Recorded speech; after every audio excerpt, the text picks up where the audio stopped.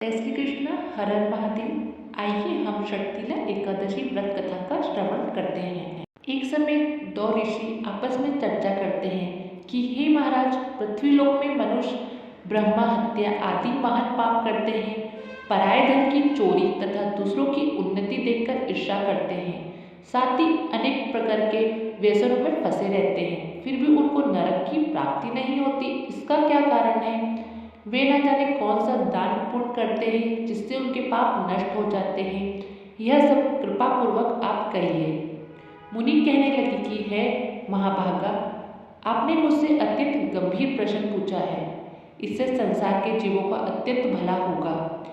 इस भेद का ब्रह्मा, विष्णु, रुद्र तथा इंद्र आदि भी नहीं जानते, परंतु मैं आपको यह गुप्त तत्व अवश्य बताऊंगा। उन्होंने कहा कि माघ मास लगते ही मनुष्य को स्नान आदि करके शुद्ध रहना चाहिए। इंद्रियों को वश में कर काम, क्रोध, लोभ, मोह, अहंकार, ईर्ष्या तथा द्वेष आदि का त्याग कर भगवान का स्मरण करना चाहिए। पुष्प नक्षत्र में गोबर, कपास, तिल मिलाकर उनके कंडे बनाना चाहिए। उन कंडों से 108 बार हवन करना चाहिए।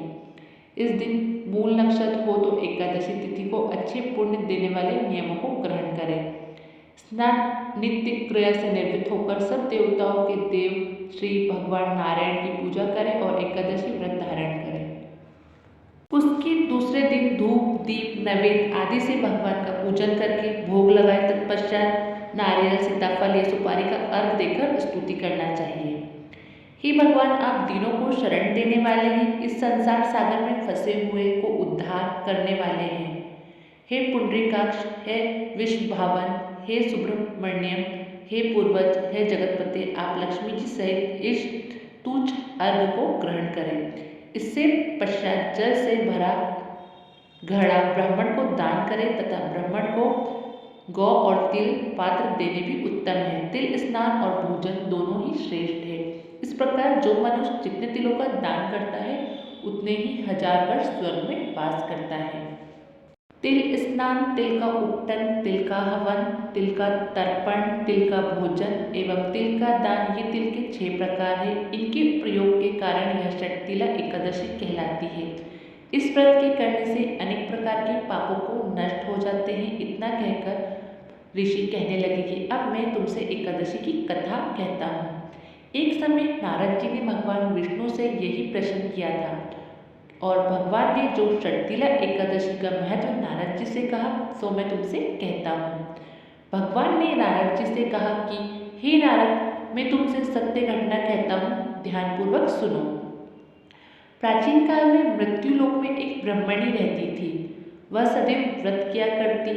एक समय वह 1 मास तक व्रत करती रही।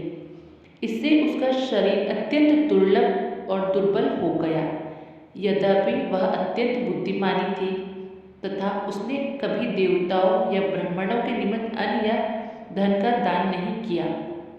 इससे मैंने सोचा कि ब्रह्मणी ने व्रत आदि से अपना शरीर शुद्ध कर लिया है, अब इसे विष्णु लोक तो मिल ही जाएगा, परंतु इसने कभी अन्न का दान नहीं किया, इससे इसकी तृप्ति होना कठिन है।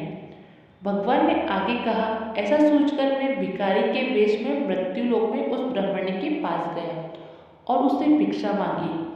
वह ब्रह्मणी बोली, महाराज किस लिए आए हो? मैंने कहा, मुझे भिक्षा चाहिए। इस पर उसने एक मिट्टी का ढेला मेरे भिक्षा पात्र में डाल दिया। मैंने उसे लेकर स्वर्ग में लौट आया। उसने कुछ समय बाद ब्रह्मणी भी शरीर त्याग कर स्वर्ग में आई। उस ब्रह्मणी को मिट्टी का दान करने से स्वर्ग में सुंदर महल मिला, परंतु उसने अपने घर को अनादि सब सामग्रियों से शून्य पाया। घबराकर वह मेरे पास आई और कहने लगी कि हे भगवान, मैंने अनेक व्रत आदि से आपकी पूजा की, परंतु फिर भी मेरा घर अन्न आदि सब वस्तुओं से शून्य है। इसका क्या कारण है? इस पर मैंने कहा, पहले तुम अपने घर जाओ, देव स्त्रियाँ आएगी तुम्हें देखने के लिए। पहले उनसे षटतिला एकादशी का पुण्य और विधि सुन लो, तब द्वार खोलना। मेरे ऐसे वचन सुनकर वह अपने घर गई। जब देव स्त्रियाँ आई और द्वार खोलने को कहा तो ब्रह्मणी बोली, आप मुझे देखने आई हो तो षटतिला एकादशी का महात्म्य मुझसे पहले कहो। उनमें से एक देवी स्त्री कहने लगी कि मैं कहती हूँ, जब ब्राह्मणी ने शक्तिला एकादशी का महत्व सुना तब द्वार खोल दिया।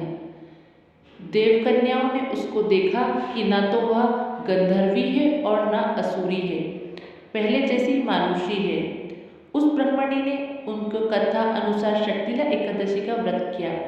इसके प्रभाव से वह सुंदर और रूपवती हो गई। उसका घर अनादि समस्त सामग्रियों से युक्त हो गया तथा मनुष्य को मूर्खता त्याग कर शक्तिला एकादशी का व्रत और लोभ न करके तिलादि का दान करना चाहिए। इससे दुर्भाग्य, दरिद्रता तथा अनेक प्रकार के कष्ट दूर होकर मोक्ष की प्राप्ति होती है। यह थी शक्तिला एकादशी व्रत कथा। आपको यह वीडियो अच्छी लगी तो लाइक, शेयर और सब्सक्राइब करें।